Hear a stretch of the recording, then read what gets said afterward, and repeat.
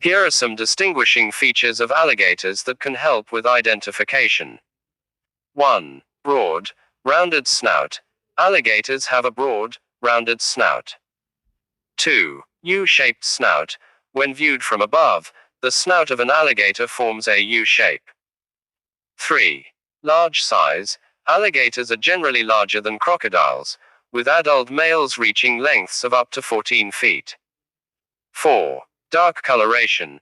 Alligators are usually dark gray or black in color, with a lighter underside. 5. Webbed feet. Alligators have webbed feet with 5 toes on each foot. 6. Tooth. When an alligator mouth is close, the lower jaw teeth cannot be seen. 7. Habitat. Alligators are typically found in freshwater habitats such as swamps, lakes, and rivers.